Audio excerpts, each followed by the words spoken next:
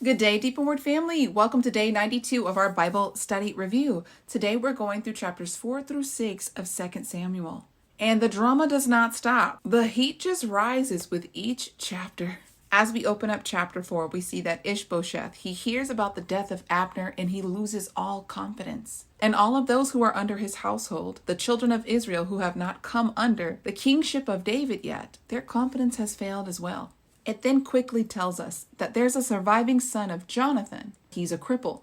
And then it goes back and it talks about the two men who are raiders within the tribe of Benjamin. Now, they were not originally born of the tribe of Benjamin. They were grafted in. And they thought they were going to do a favor for King David. They murdered Ish-bosheth, the son of Saul. They cut off the head of Ish-bosheth and brought the remains to King David as though this was going to be happy news for him.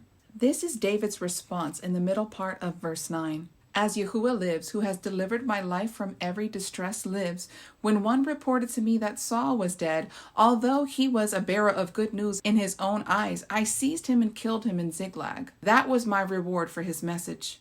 How much more so, when guilty men have slain an innocent man in his own house, in his own bed, should I not require his blood from your own hand and wipe you from the face of the earth? So David gave orders to have those two men killed, and that's how chapter 4 ends. Chapter 5 opens up with all of the children of Israel, including those who were under the house of Saul, now come to David at Hebron, and they make a covenant, and David becomes king over all of Israel. David and his men then go to the city of Jerusalem, which was still inhabited by the Jebusites. He captured that city and made that city the capital of Israel, Jerusalem. He called it the city of David.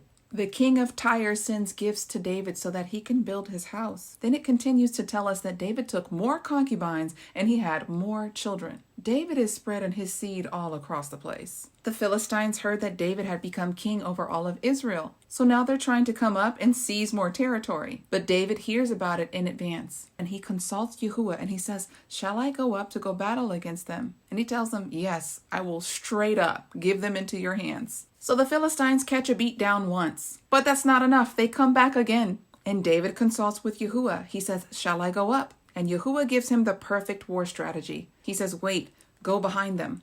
Then I will give them into your hands. And they get defeated once again. I mean, this is the word that Yahuwah spoke, that David would be the king that would bring salvation to the children of Israel against the Philistines. None of his words will fall to the ground. Chapter 6 opens up, and now we see that David wants to bring the Ark of the Covenant to the city of David. So he goes to the house of Abinadab. But I guess David is not familiar with the custom because they placed the Ark of the Covenant on a cart. And it says that when the oxen tripped, that the Ark of the Covenant was falling off of the cart. And a man named Uzzah reached out to grab it. And because of his lack of reverence for the Ark, Yahuwah killed him on the spot. David became angry and he didn't understand what was happening. And so David feared Yahuwah greatly that day. And instead of taking the Ark of the Covenant to the city of David, he decided to take it to Obed-Edom. And the house of Obed-Edom was blessed for 3 months because the Ark of the Covenant, which represents the presence of Yahuwah Elohim, it multiplied everything in his house. David heard of this and he was like, nah, we got to get this Ark of the Covenant to the city of David. So David regroups and gathers himself, and he goes back to retrieve the Ark of the Covenant.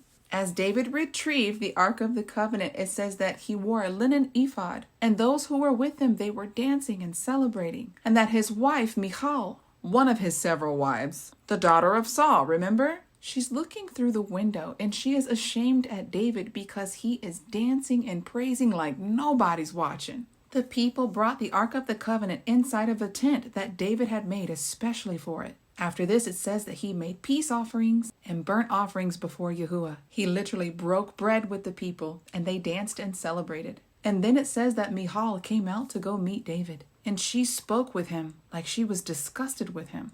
She essentially told her husband, the king, that he was dancing in an undignified manner, and he should be ashamed of himself. Let's hear his response in verses 21 and 22. Then David responded to Michal, it was before Yahuwah who chose me over your father and over everyone in his household to appoint me ruler over the people of Yahuwah, over Israel. I was celebrating before Yahuwah. I will humble myself even more than this and be abased in my own eyes, but by the maidservants of whom you have spoken, I will be held in honor. The chapter ends letting us know that Michal, after she spoke that way with her husband, it just so happens that her womb was not producing any fruit. She was barren. The moral of this story is, don't let anyone stop your praise. David had been on the run. He had to overcome so much. Now he's finally in the position of the promise, and he ain't gonna let nobody stop him from praising the way he wants to praise. Let that speak to you. Dance like David danced, always. Child, I don't care who's looking. Deep and Word family, that's all I have for you today. Until tomorrow, Yah bless.